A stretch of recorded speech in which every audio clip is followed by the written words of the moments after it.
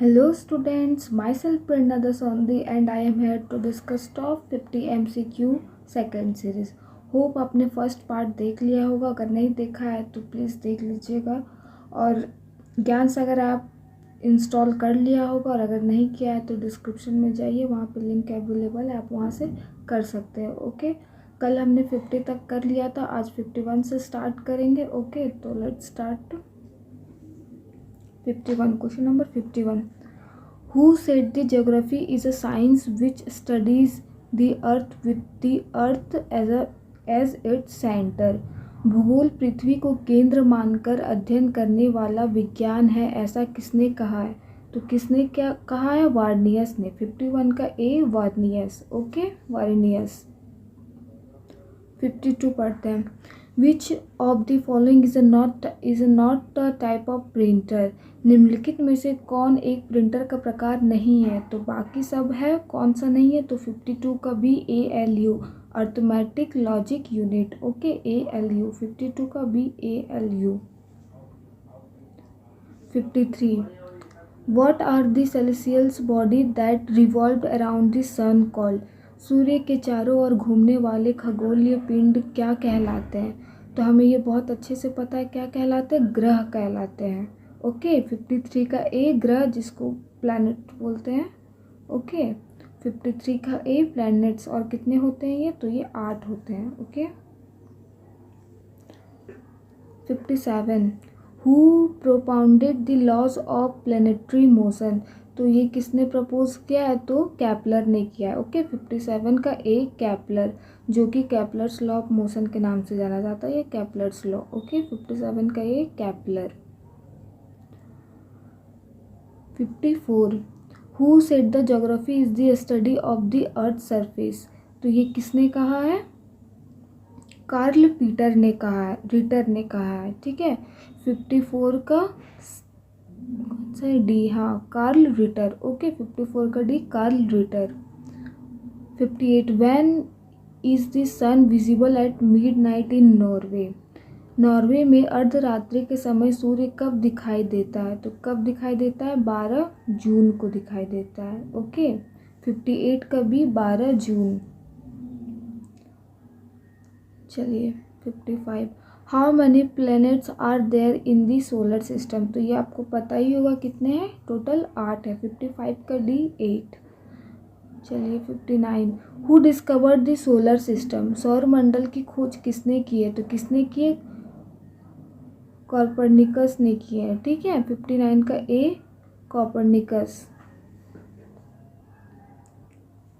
56. What is called a small celestial body that revolve around the sun? सन के जो चारों ओर चक्कर लगाते हैं वो कहलाते हैं प्लैनेट, और प्लैनेट के जो चारों ओर चक्कर लगाते हैं वो क्या कहलाते हैं? उपग्रह। ठीक है, 56 का सी सैटेलाइट, जिसको हम लोग बोलते हैं। 56 का सी उपग्रह। 59. Who discovered the solar system? सौर मंडल की खोज किसने की है? तो इसको भी किसने किया है? ए। ओके, 59 का ए, ये तो बता दिए। 60. Who is called the father of the solar system? Who is called the father of the solar system? तो कौन सा कहलाएगा? सूर्य कहलाएगा, क्योंकि सूर्य के ही चारों ओर चक्कर लगाते हैं सारे प्लैनेट्स। ओके, तो 60 का हो गया D, Surya. 61. Which scholar is credited with presenting information about the solar system to the world? किस विद्वान को सौर मंडल के बारे में विश्व के समक्ष जानकारी प्रस्तुत करने का श्रेय जाता है? तो किन्हें जाता है? हाँ, ये भी क्या होगा? कॉपरनिकस को। ठीक है, कॉपरनिकस। और ये क्या है? इन्होंने क्या दिया था? Heliocentric model of the solar system. यही बताता है सारे सोलर सिस्टम के बारे में, यही model. 62. Who of the following is another word of the universe? तो यूनिवर्स को और किस नाम से जाना जाता है? तो कॉस्मोस। 62 का सी, यूनिवर्स का सिनोनिम क्या है? कॉस्मोस। 62 का C. 64. Which is the most widely accepted model to explain the formation and evolution of the solar system. सौर मंडल के निर्माण और निरूपण की व्याख्या करने के लिए सर्वाधिक व्यापक रूप से स्वीकृति मॉडल कौन सा है? तो कौन सा है? Nebular hypothesis. ओके, 64 का ये 64 तो क्या हो जाएगा? निहारिका परिकल्पना। Okay, 65 who discovered with his newly invented telescope in early 1610 that Jupiter had 4 satellite. किसने अपने नए आविष्कृत दूरबीन से 1610 के आरंभ में पता लगाया कि बृहस्पति के 4 उपग्रह हैं? तो किन्होंने किया था? Galileo Galilei. ओके, 65 का सी। 63 who among the following discovered the concept of expansion of the universe. तो एक्सपेंशन ऑफ यूनिवर्स किसने बताया है? तो एडविन हबल ने। 63 का ए, एडविन हबल। ओके, 66 पढ़ते हैं। By what name are the object shining in the night sky known. रात्रि में आकाश में चमकने वाले पिंडों को किस नाम से जाना जाता है? तो इसका आंसर हो जाएगा 66 का ए, खगोलीय पिंड, जिसको सेलेस्टियल बॉडी बोला जाता है। और ये सब क्या है? नेचुरल ऑब्जेक्ट्स है outside of earth atmosphere including star, planet, moon and many more. Okay, 70 identify the terrestrial planet from the following. निम्नलिखित में से स्थलीय ग्रह की पहचान कीजिए। तो इसमें क्या हो जाएगा? 70 का डी हो जाएगा, बुध, जिसको मरकरी भी बोलते हैं। ठीक है, 67 big bang theory describes the origin of what. Big bang सिद्धांत किसकी उत्पत्ति का वर्णन करती है? तो ये किसकी उत्पत्ति का वर्णन करती है? तो origin of the universe. Okay, 67 का ए, ब्रह्मांड की उत्पत्ति। ये मोस्ट एक्सेप्टेड थ्योरी है। ओके, बिग बैंग थ्योरी किसको बताती है? तो ब्रह्मांड की उत्पत्ति, origin of universe. 71 which of the following is the only planet whose surface has liquid. तो ये तो बहुत इजी है, आप खुद से मेरे को कमेंट करके बताइए। ठीक है, 71 का आपका होमवर्क है, HW है। 68 which scientist came up with the concept of steady state of the universe. ब्रह्मांड की स्थिर अवस्था की संकल्पना के बारे में किस वैज्ञानिक ने विचार किया था? ओके, तो इसमें क्या हो जाएगा? 68 का सी, फ्रेड हॉयल। ठीक है, फ्रेड हॉयल। ये भी क्या है? ये एक अल्टरनेटिव थ्योरी है। किस चीज़ का? बिग बैंग थ्योरी का। ओके, आप ये मत समझिए कि बस पॉलिटिक्स और अदर चीज़ों में डिबेट होती है। साइंटिफिक वर्ल्ड में भी बहुत सारे ऐसे थ्योरीज को लेके हमेशा डिबेट आए दिन चलते रहते हैं। ठीक है, 72 which radiation belts are vast swaths of highly energetic charge particle magnetically trapped around the earth. कौन सी विकिरण पेटियाँ पृथ्वी के चारों ओर चुंबक के रूप से फंसे अत्यधिक ऊर्जावान कणों के विशाल स्वाथ है? तो इसका आंसर क्या हो जाएगा? वान एलेन। ठीक है, यानी 72 का ए, वैन एलेन। 69 व्हाट आर स्थलीय ग्रह किससे बने होते हैं? तो किससे बने होते हैं? चट्टानों और धातुओं से। ठीक है, 69 का बी, चट्टान और धातुओं से। चलिए नेक्स्ट क्वेश्चन पढ़ते हैं। 73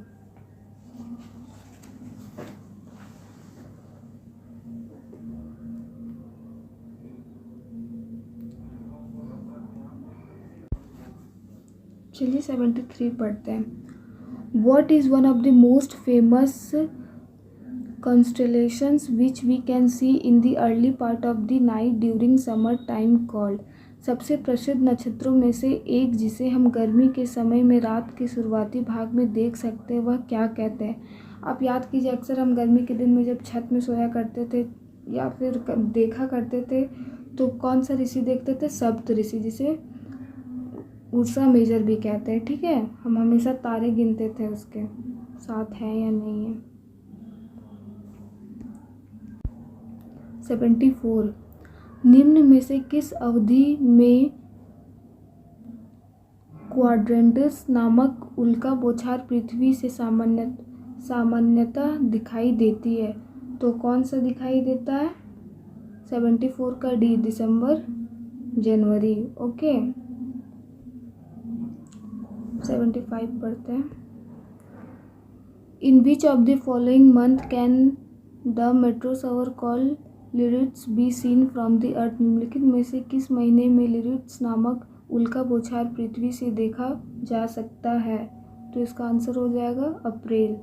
ओके, 75 का ए, अप्रैल। 78 पढ़ते हैं। विच of the following is outer most solid part of the earth? तो इसका क्या हो जाएगा? क्रस्ट। 78 का बी, क्रस्ट। 79 पढ़ते हैं। By what process does the earth's crust move, rise और बिल्ड अप? किस प्रक्रिया द्वारा पृथ्वी की भूपट्टी गति करती है, ऊपर उठती है या निर्मित होती है? तो इसका क्या हो जाएगा? 79 का डी। ओके, पटल विरूपण, जिसको हम लोग प्लेट टेक्टोनिक बोलते हैं। ठीक है। 76 how many minute does it takes for the international space station to complete each orbit around the earth? तो इसका क्या हो जाएगा? 76 का सी हो जाएगा। ठीक है, 90 to 93 मिनट। क्या हो जाएगा? कितना टाइम लगता है? तो 90 to 93 मिनट। चलिए 80 which of the following is the outer layer of the earth made of plates that fit together like a jigsaw puzzle?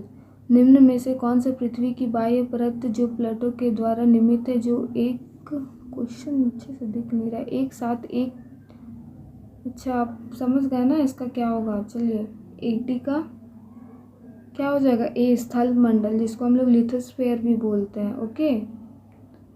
84 in the orbit of the moon और a satellite what is the nearest point of the earth called? तो 84 का क्या हो जाएगा?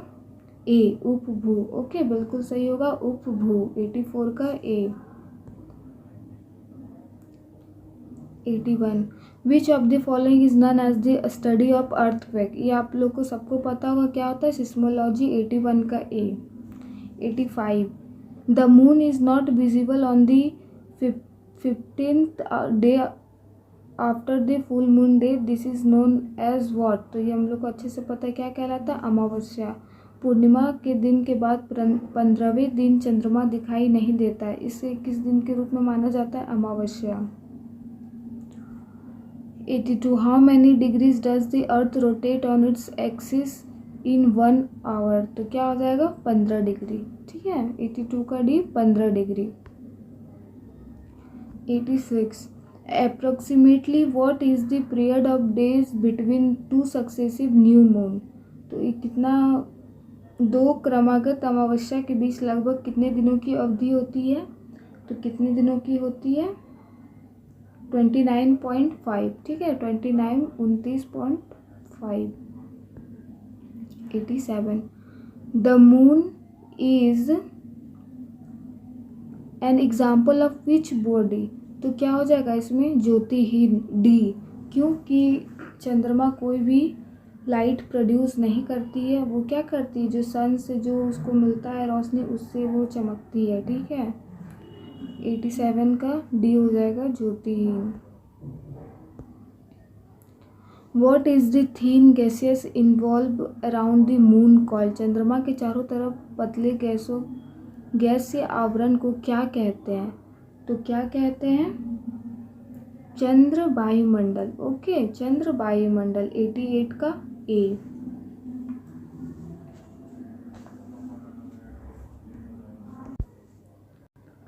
चलिए 89 पढ़ते हैं। When do nip tides occur? मंझ और भाटा कब आते हैं? तो कब आते हैं? तो जब सूर्य और चंद्रमा पृथ्वी से समकोण पर होते हैं, मतलब सन एंड मून क्या होते हैं? राइट एंगल होते हैं टू दी अर्थ। ओके, 89 का ए। 92 पढ़ते हैं। Which is no longer considered as a planet within the Earth solar system? बाकी सारे तो हमको पता है कि है मंगल, नेपच्यून, यूरेनस, बट सी को क्या कर दिया गया है? रिमूव कर दिया गया है। कब? इन 2006। ओके, तो the international astronomical union reclassified Pluto as a dwarf planet because it did not meet all the criteria for the planet specified. Okay, 93 पढ़ते हैं। What causes all the changes in the earth climate? तो सबका reason क्या होता है? तो सन होता है, मतलब सी। 93 का सी, सन। ओके, क्योंकि सन ही प्राइमरी ड्राइवर है किसके लिए? अर्थ के क्लाइमेट के लिए। ओके, वेदर पैटर्न के लिए। क्यों? क्योंकि सोलर रेडिएशन के कारण धूप आएगा। चलिए 94 पढ़ते हैं। What is the full form of WWW? तो हम लोग को ये बचपन से पता है, वर्ल्ड वाइड वेब। 94 का सी। 98 पढ़ते हैं। When can Baily's beads be seen? Baily's beads को किस दौरान देखा जा सकता है? तो कब देखा जा सकता है? पूर्ण सूर्य ग्रहण। ओके, 98 का डी, पूर्ण सूर्य ग्रहण। 95 how much time does it take for sunlight to reach the earth? तो ये हम लोग को पता है अच्छे से, कितना टाइम लगता है सनलाइट को अर्थ पहुंचने में? तो 8 मिनट, इसमें हो जाएगा 8.3 मिनट। ओके, यानी 95 का C. 99 during the event of aphelion what is the approximate distance between the earth and the sun? Okay, तो इसका क्या हो जाएगा? 152 मिलियन किलोमीटर, यानी 99 का B, 152 million kilometre. 97 which of the following is not type of solar eclipse? निम्नलिखित में से कौन सा सूर्य ग्रहण का एक प्रकार नहीं है? तो कौन सा हो जाएगा? बी, खंडछा युक्त। ओके, 98 तो पढ़ दिए थे। 98 हो गया ना, 100 पढ़ते हैं। Which is planet is the farthest from the sun? तो सूर्य की सबसे दूरी पर कौन सा ग्रह है? तो नेपच्यून है। ओके, 100 का सी। होप आपको वीडियो पसंद आया होगा, और आप प्लीज़ टॉप जो भी पार्ट 1 में और पार्ट 2 में है दोनों करके जाइएगा, बहुत अच्छे मार्क्स आएंगे आपके। और इससे मिलता जुलता और भी क्वेश्चन कर लीजिएगा ताकि आपको अच्छे से अच्छे मार्क्स मिल सकेंगे। और प्लीज़ अगर पसंद आएगा तो लाइक शेयर कमेंट करें। Thank you.